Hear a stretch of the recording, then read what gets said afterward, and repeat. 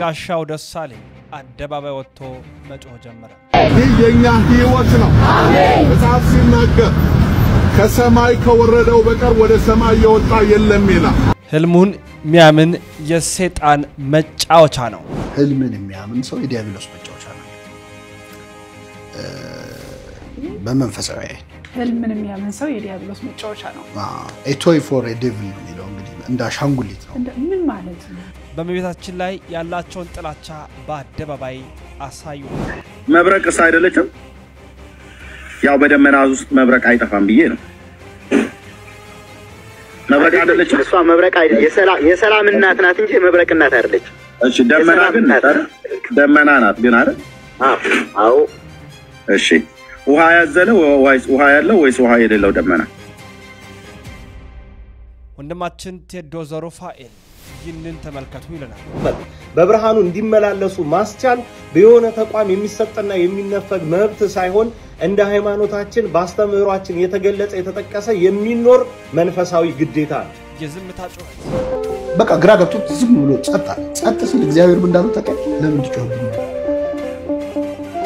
ምን ማለት ነው? ሙሴ ከህዝቡ ጩኸት በላይ የሙሴ ዝምታ ተሰምቷል። እግዚአብሔር ዓለሙን የፈጠረው በቸርነቱ እንጂ ማንንም ማሳስቦት አይደለም። ባሮቹን ጠራ ነው የሚለው። እንዴት አይነት ቸር ነጋዴ እንደሆነ ተመልከቱ። የተወዳችሁ ቤተሰቦቻችን ኦርቶዶክሳውያን እንዴት አላችሁ? እንዴት ቆያችሁ? እንዴት ሰነበታችሁ? ሰላም እግዚአብሔር ባላችሁበት ቦታ ሁሉ ይብዛ። ለመላው ዓለም መረጃው ይዳረስ ዘንድ ላይካችሁ በእጅግ ያስፈልገኛል። ላይክ አድርጉ። ወደ ጥንክራችን አለፋ። በስመ አብ ወወልድ ወመንፈስ ቅዱስ አሐዱ አምላክ አሜን። የፍጥረታት ሁሉ አባት የሰማይና የምድር አስገኛ ጋይስት ዓለም ቅድስት ሥላሴ ክብር ምስጋና ይድረሰው። እናታችን እመቤታችን ድንግል ማርያም ውዳሴ ክብር ይድረሳት። ቅዱሳን የማዕረግና ክብራቸው ምስጋና ይድረሳቸው። እንዴት አላችሁ? እንዴት ቆያችሁ? እንዴት ሰነበታችሁ? በድጋሚ ሰላም እግዚአብሔር ባላችሁበት ቦታ ሁሉ ይብዛ። ውድ ቤተሰቦቻችን ወደ ቀዳማይ መረጃችን እናመራለን። ዲያቆን ሄኖክ ኃይሌ የዝምታ ጩኸት ይለናል። ሜዲቴሽን ጸሎት ነው። ከጸሎት በፊት በነገራችን ላይ ሰው ጸሎት ከመጀመሩ በፊት ለሆነ ያህል ሰዓት ቁጭ ብሎ ዝም ማለት ማሪሳቅ በጣም ጥልቁ ጸሎት በእግዚአብሔር ፊት ዝም ብሎ መቀመጥ እንጂ ዘሎ ተራሩጦ ወደ ጉዳዩ አይገባም። መጀመሪያ አንተና እግዚአብሔር ብቻችሁ ጸጥ በሉ እስቲ። እሱ ራሱ በጣም ጥልቅ ጸሎት ልብን ለሚሰማ አምላክ። ሙሴ እኮ በጣም ጨንቆት ይገርምሻል። በግራ እስራኤላውያን አረ ልልሞት ነው እያሉ ይጮሃል። በቀኙ የፈርዖን ሰራዊት የበረረ እየመጣ አዋራ ያወነነ ህዝቡ ይጮሃል፣ ፈርዖን ይጋለባል። በቃ ግራ ገብቶት ዝም ብሎ ጸጥ ሲል እግዚአብሔር ምን እንዳለው ተቀበል። ለምን ትጮህብኝ?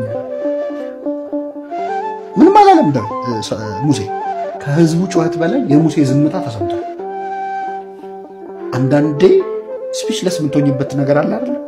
በቃ መተሽ እግዚአብሔር ፊት ቁጭ ስትይ ያ ዝምታ ራሱ ይደግ። በዝምታ ውስጥም እግዚአብሔር ነበር አይደል? በጩኸት ውስጥ አልነበረም ይላል እኮ። በዝምታ ውስጥ ምን አለ? ክርስቶስ የማይረሱ ዝምታዎች ነበሩ። ህዝቡ ይሰቀል እያለ ይጮሃል፣ ስቀለው እያለ ይጮሃል። አይሁድ የቄሳር ጠላት ነሱን ካልሰቀልክ ይላሉ። ጲላጦስ ምንድነው ያስጨነቀው? የጌታ ዝምታ። ከነሱ ጩኸት የክርስቶስ ዝምታ ረብሾ። ስለዚህ ከንግግር የሚሻሉ ዝምታዎች አሉ፣ ሰላሞች አሉና በጣም ብዙ ከዛ የተሻሉ መንፈሳዊ አሮማቲክ ቴራፒ ምናምን ይያሉ ሰንደል ምናምን እኛ ጣናላ እንደኛ ጋር እስቲ ናና ዲፕሬሽን ውስጥ ካለ ኪዳን አድርስ እስቲ ናና ኪዳን አድርስ የትም ድረስ ይባላል። በጧት ተነስተሽ ኪዳን አድርሰሽ ማይጠንቱ በዛ የሚገኘውን ሪሊፍ እናንተ በመቶ ሴሽን በመቶ ቴራፒ አታመጡት። ሰላም ያገኛል። እና አንድ የገባው ቃል አለ።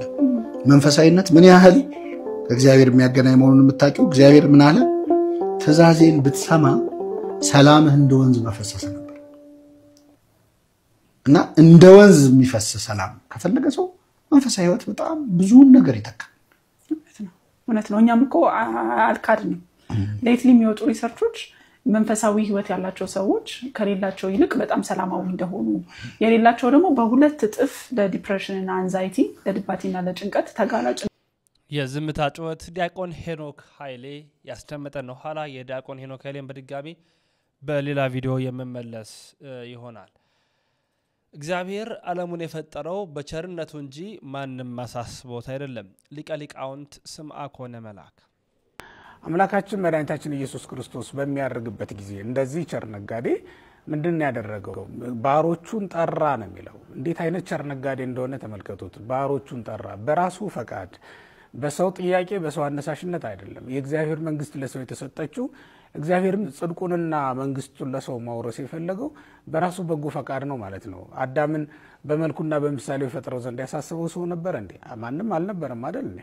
አዳምን እስከፈጠረው በኋላ በምድር ላይ ባሉ ፍጥረታት ሁሉ ላይ ገዥ አድርጎ የሾመው ዘንድ አዳም ጠይቆ ነበር? እንደዛ አላደረገም። እንደውም ገና ሳይፈጥረው ምን ብሎ ነበር? እግዚአብሔር በምድር ያሉ ፍጥረታትን ሁሉ እንዲገዛ በባህርም ያሉ አሳዎችን ሁሉ እንዲያስተዳድር ብሎ ነው የፈጠረው እግዚአብሔር አዳምን ሲፈጥረው ማለት ነው። አዳም እንደሚበላ እንደሚጠጣ አውቆ በምድር ላይ የሚበላ የሚጠጣ ነገርን ሁሉ እንዲኖር አድርጎ መፍጠሩ እግዚአብሔር እሱ ባወቀ አይደል እንዴ? የሰጠን ነገር ሁሉ የተደረገልን ነገር ሁሉ እግዚአብሔር ባወቀ እሱ በፈቀደው መጠን ያደረገልን ከተደረገልን በጎ ነገር ሁሉ እግዚአብሔርን እኛ ጠይቀን የተቀበልነው አንዳች ነገር የለም እኮ አይደል እንዴ? መጽሐፍ ቅዱስ እንደሚነግረን ያደረገው ነገር ሁሉ መልካም እንደሆነ አይ አይደለም የሚለው መጽሐፍ ቅዱስ። በእያንዳንዱ ፍጥረት ማብቂያ ላይ ወይም በእያንዳንዱ ቀን መዝጊያ ላይ እግዚአብሔርም የፈጠረው ፍጥረት ሁሉ መልካም እንደሆነ አይ ይላል። እያንዳንዱን ነገር መልካም አድርጎ ይፈጥር ዘንድ ማንም ያላስገደደው ማንም ያልጠየቀው ያንን መልካም ሆኖ የተፈጠረውን ዓለም ደግሞ ለሰው የሰጠ ራሱ እግዚአብሔር ነው። እንዲህ አድርጎ የሰጠን እግዚአብሔር አሁንም ደግሞ ድጋሚ ወርዶ ተወልዶ አዳም መዳንን እንጂ የፈለገው ወረድና ተወልደ አድነኝ አልነበረም እኮ የመጀመሪያው ጥያቄው። ያው የታመመ ሰው ታውቁታላችሁ፣ ምን ትፈልጋለህ ቢሉት መዳን ነው አይደል የሚለው። አይነ ስውር ታውቃላችሁ፣ ምን ትፈልጋለህ ቢሉት ማየት ነው አይደል የሚለው።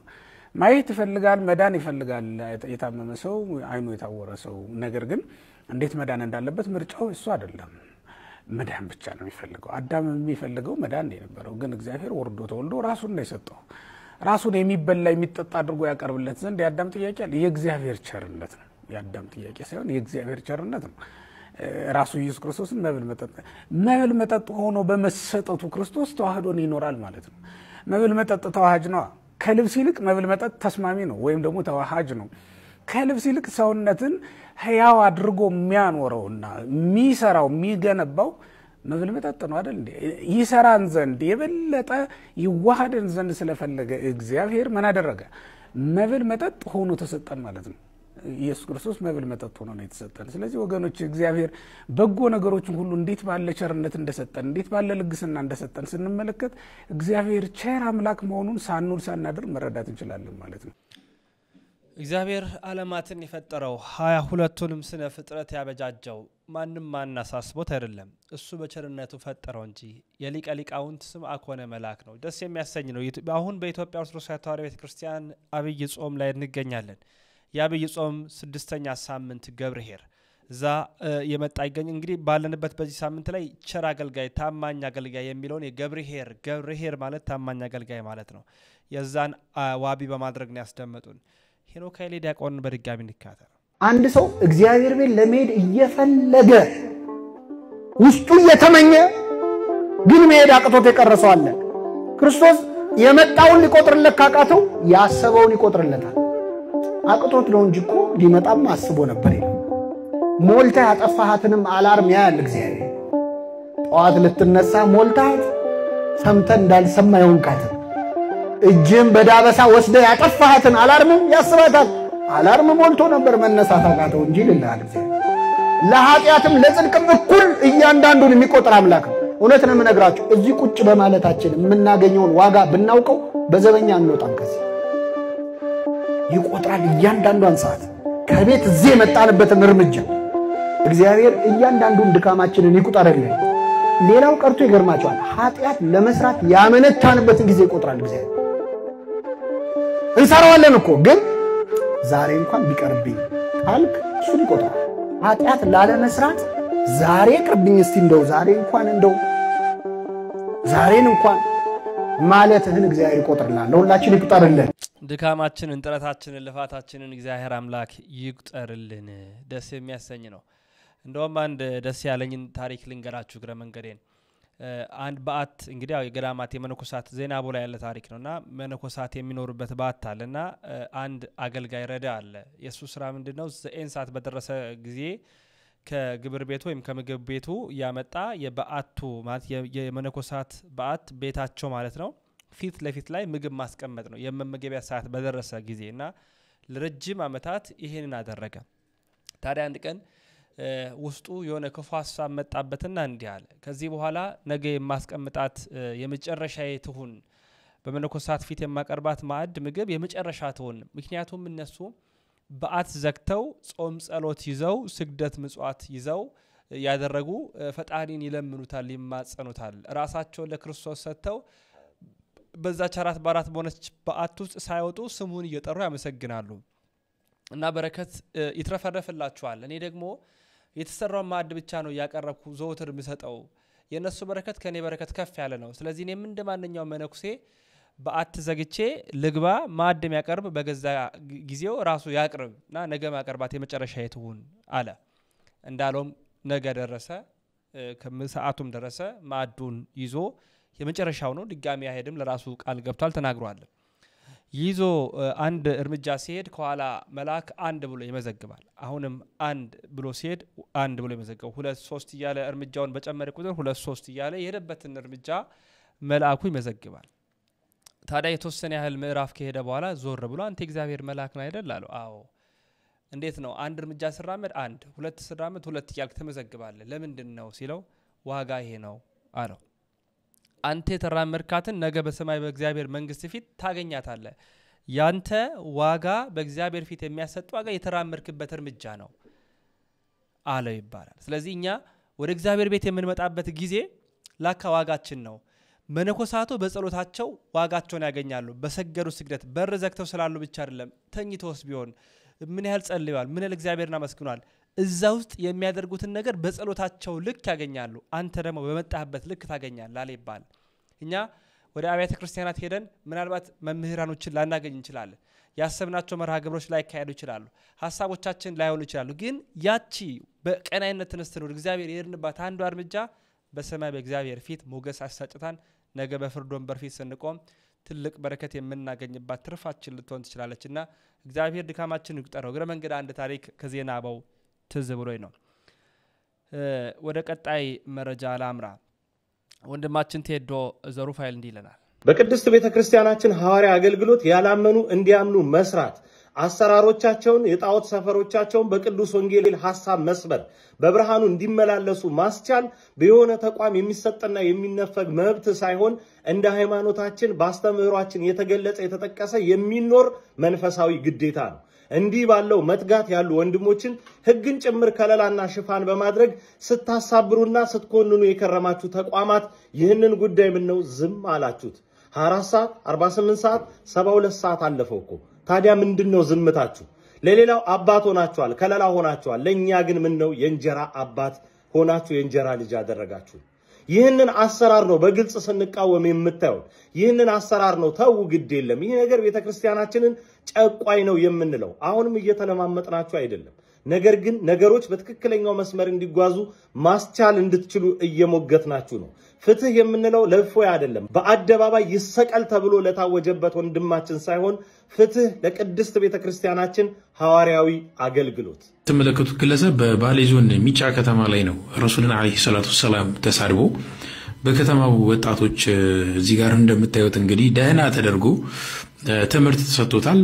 በመቀጠልም ወደ ህግ አካል ተወስዷል እንደነዚህ አይነት ባለጌ ግለሰቦች መማሪያ ለማድረግ እንደው እኔ አላቅም እንደው እንደ ምክር እንደ ሐሳብ ነው እንደ ሐሳብ ህግ ፊት ከመቅረባቸው በፊት ትንሽ እናንተም ተደበሩባቸው እንግዲህ እንደሰማነው ነው እፎይ ላይ ይሰቀል ሲሉ የነበሩ ብዙዎች ነበሩ ክርስቶስ ይሰቀል ብለዋል አይሁዳውያን በርባን ይፈታ ክርስቶስ ይሰቀል ወንበዴው ይፈታ ክርስቶስ ይሰቀል ንጹህ የሆነ ክርስቶስ ይሰቀል ሲሉ የነበሩት ያ ይሰቀል የምትለው ቃል በእኛ በዚህ ዘመን ደግሞ ይሰቀል የምትል ነገር መታለችና እንደሰማችሁት ነው ምንም የምንናገረው ነገር የለም ፍትህ ግን ለእናት ቤተክርስቲያን ይሁን በካሻው ደሳለኝ አደባባይ ወጥቶ የሰበከ ይገኛል እናድምጠው ይህ የኛ ህይወት ነው መጽሐፍ ሲናገር ከሰማይ ከወረደው በቀር ወደ ሰማይ የወጣ የለም ይላል። አሜን። ከሰማይ የወረደው አሜን። ከድንግል የተወለደው አሜን። በስጋና በደም የተካፈለው አሜን። ዛሬ የወጣነው ሰላም ለምድራችን ለመስበክ ነው። ወደ በጋሻው ጎዳና ነው ቤቴ ጎዳና ነው ችግር ጎረ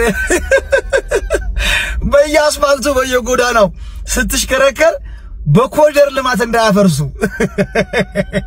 አይ በጋሻው እኛ ጋር የነበረ ጸጋ ወላዲተ አምላክ ከልደታ እስጢፋኖስ ከእስጢፋኖስ ዮሴፍ ከዮሴፍ ረጲ መድኃኔዓለም ከረጲ መድኃኔዓለም ከሰበታ ጌቴሴማኒ ድረስ አንተ የምታውጀውን የወንጌል ምስራች ፍለጋ አቤት ግርማ ሞገስ አቤት ወንጌል አገላለጥ እኛ አንተ ፍለጋ ነበር የምንንከራተተው አሁን አንተ እኛን ፍለጋ ወደ አስፋልቱ ወደ ጎዳና ወጣ የምር አምርብም እንኳን ብትጠረጥጥም የምር በጋሻው ያምርብም አሁን የሚደብረው ሌላው ነገር በጋሻው ልንገር አንተ ጎዳና መውጣትን ተመልክተው እነዚህ ተንኮለኛ እጅግ ክፉ የሆኑ መሰሪ የኦርቶዶክስ ተዋሕዶ ቤተክርስቲያን ትንታግ ልጆች አንተን ከአዳራሽ መውጣት አይተው ተመልክተው ይሄውልህ ነፍሳትን ነጥቀው ከበጋሻው አዳራሽ ነፍሳት እየነጠቁ ነው እነዚህ ጨካኞች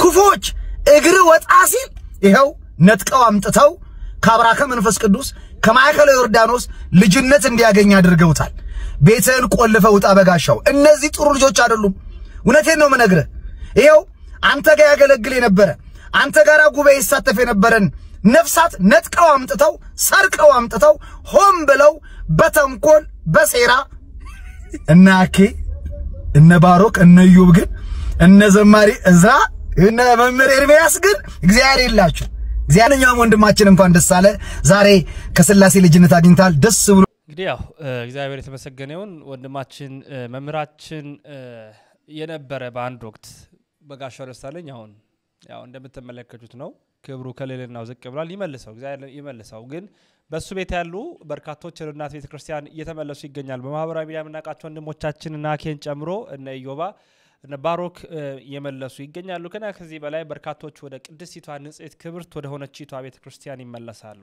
ህልሙን ሚያምን ሰይጣን የሰይጣን መጫወቻ ይሆናል ህልም ግን ተኝተን የምናየው በእውነት በጣም ህልምን በጣም ለሚያምኑ ሰዎች ብዙም ደስ የማይል ነገር ነው ልል የምችለው የቤተክርስቲያናችን የመጀመሪያ አራተኛው መቶ ክፍለ ዘመን ሞናስቲሲዝምን ወይ ምንኩስናን የጀመረው ቅዱስ እንጦንስ የተናገረው አንድ ቃል አለ ህልምን የሚያምን ሰው የዲያብሎስ መጫወቻ ነው ይላል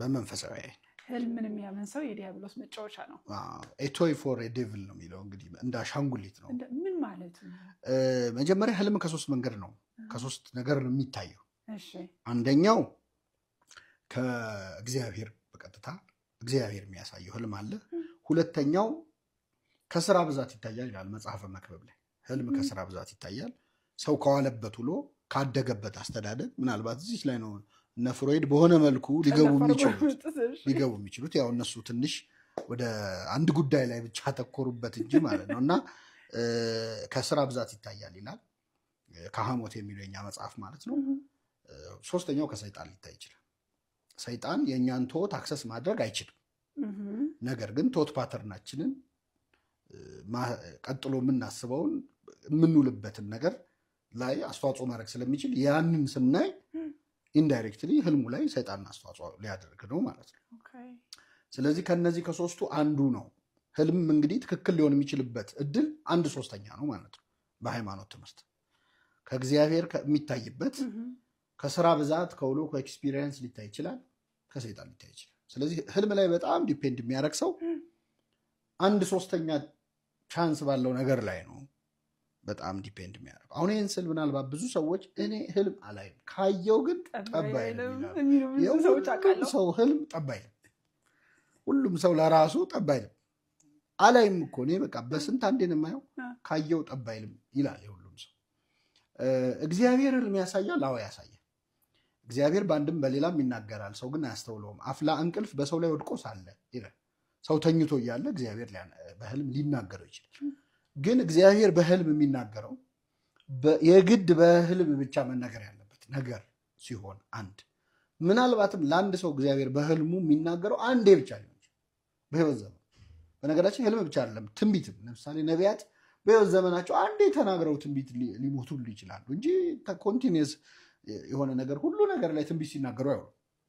ወደ ህልምም ስንመጣ በህልም ብቻ መናገር ያለበት ለምሳሌ ፈርዖንን አስተኝቶ በህልሙ ነገረው። ፈርዖንን ተገልጾ ሊያናግረው አይችልም። አንደኛ ነፃ ፈቃዱ መንካና አያምንም ፈርዖን በእግዚአብሔር። ስለዚህ በሆነ መንገድ አሳየው። እንደዚህ በህልም ብቻ መናገር ያለባቸው። በራእይ የሚናገረው ደግሞ በራእይ መናገር ያለበት። ለምሳሌ ድንግል ማርያም ጌታ እንደምትወልድ ቅዱስ ገብርኤል መጥቶ ትጸንሻለሽ ትወልጃለሽ ብሎ ነገራት በራእይ በመገለጥ ማለት ነው። በህልሟ ቢነግራት ኖሮ እንዴ ዛሬ ህልም ደግሞ ጭራሽ አምላክ ትወልጃለሽ እንዴት አይነት ነገር ነው ልትል ትችላለች።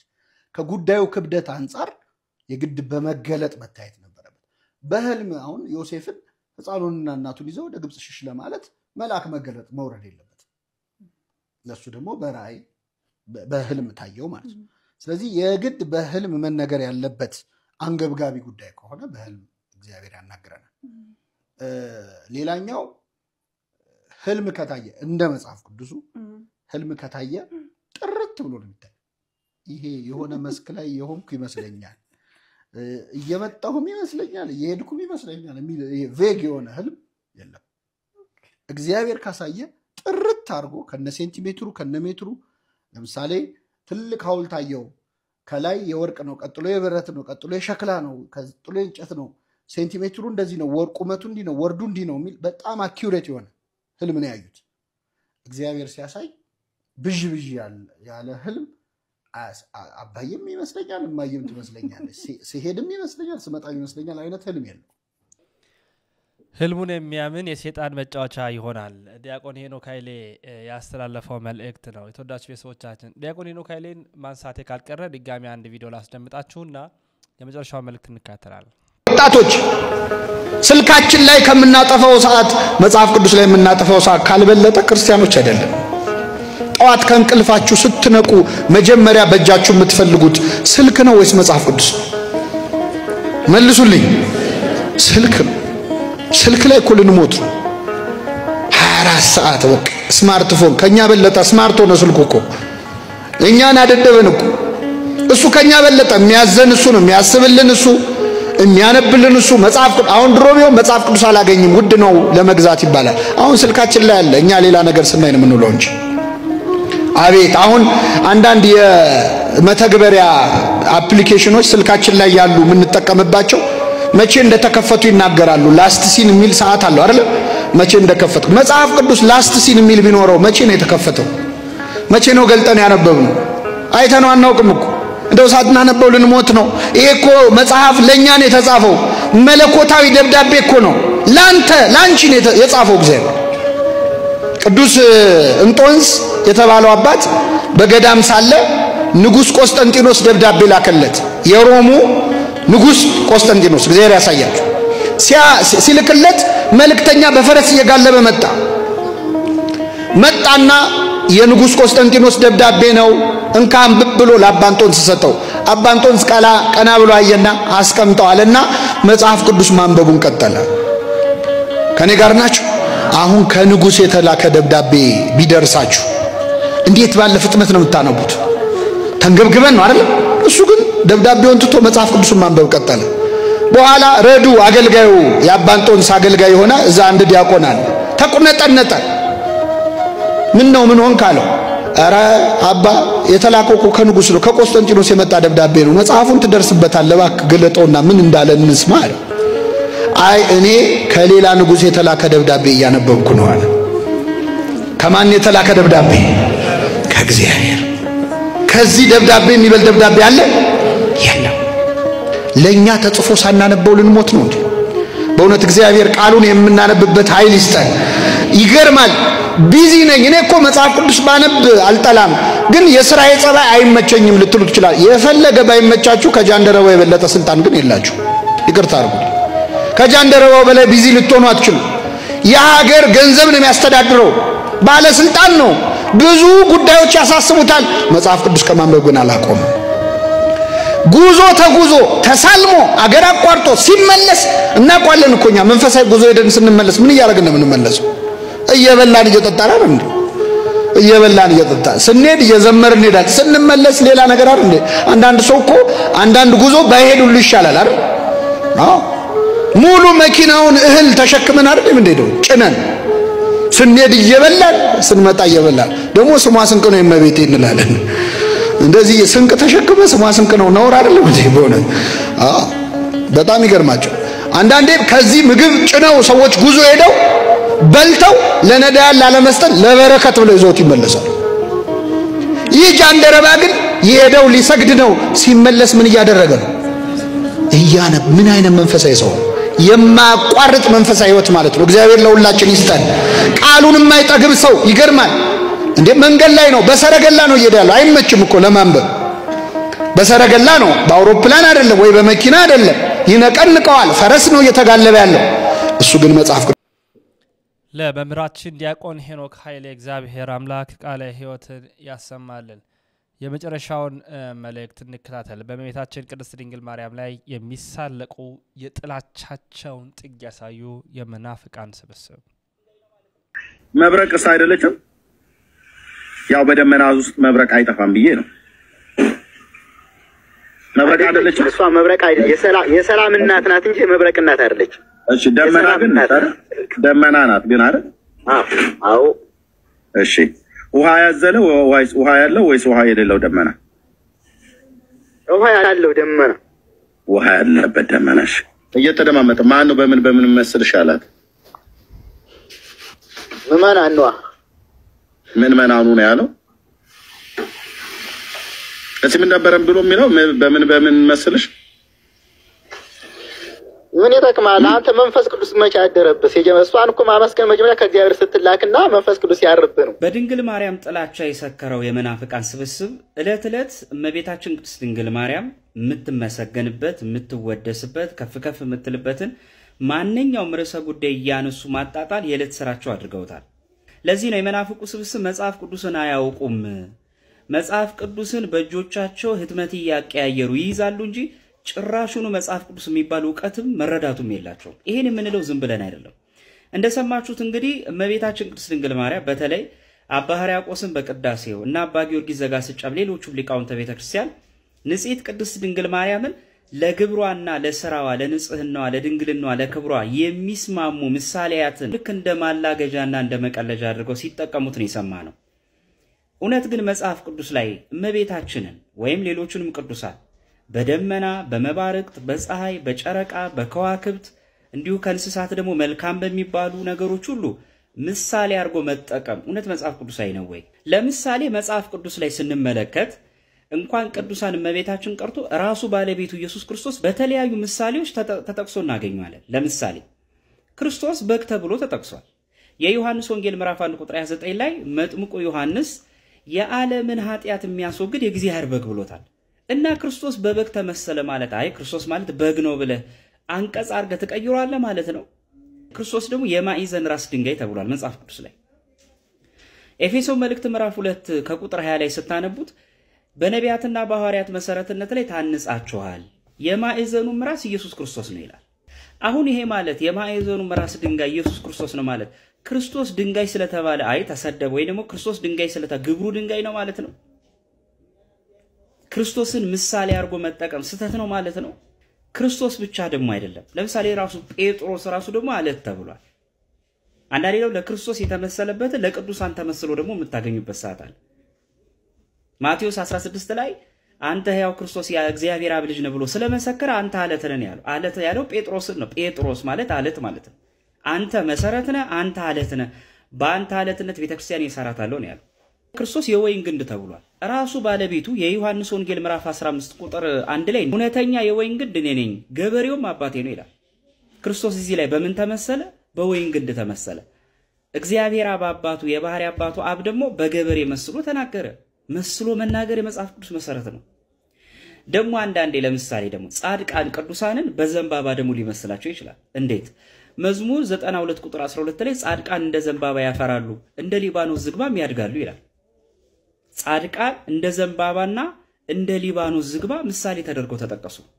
ለምሳሌ ደግሞ ሌላው ከቅድስና ሕይወት ደግሞ ባሻገር ሚስት በወይን ተመስላ እናገኛታለን። መዝሙር 128 ቁጥር 3 ላይ ሚስትህ በቤትህ እልፍኝ ውስጥ እንደሚያፈራ ወይን ናት፣ ልጆችህም በማዕድህ ዙሪያ እንደ ወይራ ቡቃያ ናቸው ይላል።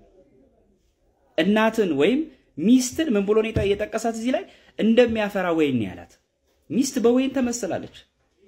አይደለም ቅዱሳን ጻድቃን ቀርቶ አንድ ለባሏ የታመነች መልካም ሚስት እንኳን በወይን ፍሬ ተመስላለች። እና አባ ጊዮርጊስ እመቤታችንን የወይን ሐረግ ቢላት ምንድነው ስጠቱ? በራእይ ዮሐንስ ላይ ደግሞ እነዚያን ሁለቱን ቅዱሳን ኤልያስና ሄኖክ ምን ይላቸዋል? ራእይ ዮሐንስ ምዕራፍ 11 ቁጥር 4 ላይ እነዚያ በምድር ጌታ ፊት የሚቆሙ ሁለቱ ወይራዎች ሁለቱ መቅረዞች ናቸው ይላል። በሁለት መቅረዝና በሁለት የወይራ ግንድ ምሳሌ አድርጎ አስቀምጧቸዋል። ምሳሌ ማድረግ በቅዱሳት መጻሕፍት አርአያና አብነት ነው። መጥምቁ ዮሐንስ የሚያበራና የሚነድ የመብራት ፋና እሳት ተብሎ ተጠቅሷል። እንዴት? የዮሐንስ ወንጌል ምዕራፍ 5 ቁጥር 35 ላይ እንዲህ ይላል፣ እርሱ የሚነድና የሚያበራ መብራት ነበረ፣ እናንተም ጥቂት ዘመን በብርሃኑ ደስ ሲላችሁ ወደዳችሁ አለ። ማንን ያለው? ክርስቶስ መጥምቁ ዮሐንስ። እርሱ የሚነድና የሚያበራ መብራት ነበረ ነው ያለው። በመብራት ነው ምሳሌ አድርጎ ያስቀመጠው። ታዲያ ይሄን ካልን እመቤታችን በደመና በመባረቅት በተለያዩ በፀሐይና በጨረቃ በበጎ ነገር ስንመስል መጽሐፍ ቅዱስ እንዲህ አይነት ምሳሌ አለው ወይ? ስንመስል መጽሐፍ ቅዱስ እንዲህ አይነት የመመሰል ልማድ አለው ወይ ከተባለ ለምሳሌ ጻድቃንን መጽሐፍ ቅዱስ ላይ ደመና ይላቸዋል፣ በደመና ይመስላቸዋል። እንዴት? ዕብራውያን መልእክት ምዕራፍ 12 ቁጥር 1 ላይ እንግዲህ እነዚህን የሚያህሉ ምስክሮች እንደ ደመና በዙሪያችን ካሉን ይላል። እውነተኛ ምስክሮች ጻድቃን መነኮሳት ሰማዕታትን ምንድነው ያላቸው? እንደ ደመና ከበውናል። ቅዱሳን በደመና መስሉስ። ቅዱሳን ብቻ አይደለም ኃጥአን ደግሞ በደመና ይመሰላሉ። ቅዱሳን ውሃ በሚቋጥር ዝናብ በሚያዘንብ ደመና እንደሚመሰሉ ሁሉ ደግሞ ውሃ የሌላቸው ደመናዎች፣ ኃጥአን ደግሞ ዝናብ የሌላቸው ማለትም ምግባር ትሩፋት የሌላቸው ደመና ተብሎ ምሳሌ ተቀምጧል። እንዴት? ወደ መጽሐፍ ቅዱስ ልውሰዳችሁ። ለምሳሌ የይሁዳ መልእክት ምዕራፍ 1 ቁጥር 12 ላይ በነፋስ የተወሰዱ ውሃ የሌለባቸው ደመናዎች ፍሬ የማያፈሩ ሁለት ጊዜ የሞቱ ከነስራቸው የተነቀሉ በበጋ የደረቁ ዛፎች ይላቸዋል ኃጥአንን። ኃጥአን እንኳን በደመና ተመስሏል። እንኳን እመቤታችን ቀርቶ እመቤታችን በመብረቅ ተመስላ ተቀምጣለች። እውነት ነው። እንኳን እመቤታችን ራሱ ለምሳሌ ክርስቶስ ራሱን በመብረቅ መስሏል። ክርስቶስ ራሱን በመብረቅ መስሏል። እንዴት? ማቴዎስ 24 ቁጥር 27 ላይ መብረቅ ከምስራቅ ወጥቶ እስከ ምዕራብ እንደሚታይ የሰው ልጅ መምጣትም እንዲህ ይሆናል አለ። ክርስቶስ የምጽአት አመጣጡን በዳግም ምጽአት የሚመጣውን አመጣጥ በመብረቅ ነው ምሳሌ አድርጎ ያስቀምጠው። ደግሞ ይሄ ብቻ አይደለም። ለምሳሌ ነገር እግዚአብሔር በምሳሌ ማስተማር እኮ እንደሚገባ መዝሙረኛው ዳዊት በመዝሙር 78 ቁጥር 2 ላይ እንዲህ ይላል ቅዱስ ዳዊት፣ አፌን በምሳሌ ከፍታለሁ ከቀድሞ ጀምሮ ያለውን ተምሳሌት እናገራለሁ ብሏል። የእርሷ ደመናነት ያልገባው ሰው የልጇ የክርስቶስ አማናዊ የህይወትነት ሊገባው አይችልም። የህይወት ጠልነት ሊገባው አይችልም። የእመቤታችን ምስራቅነት ያልገባው ሰው የክርስቶስ የልጇ ፀሐይነት ሊገባው አይችልም።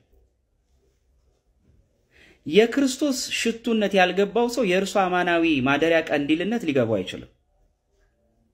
የክርስቶስ አማናዊ የህይወት መና የህይወት ውስጥ መባሉ ያልገባው ሰው የእርሷ የተወዳጁ ቤተሰቦች የዛሬ ቪዲዮ መረጃ ማስረጃዎቻችን ይህን ይመስላሉ። መረጃው ለመላው ዓለም እንዲዳረስ ላይክ እና ሼር በማድረግ ትብብራችሁን አጋርነታችሁን በማሳየት ከጎናችን እንድትቆሙ በፍጹም ትህትና እንጠይቃችኋለን። ተሰነባበትን። ክብር ምስጋና ይሁን ለአብ፣ ክብር ምስጋና ይሁን ለወልድ፣ ክብር ምስጋና ይሁን ለመንፈስ ቅዱስ አንድ አምላክ አሜን።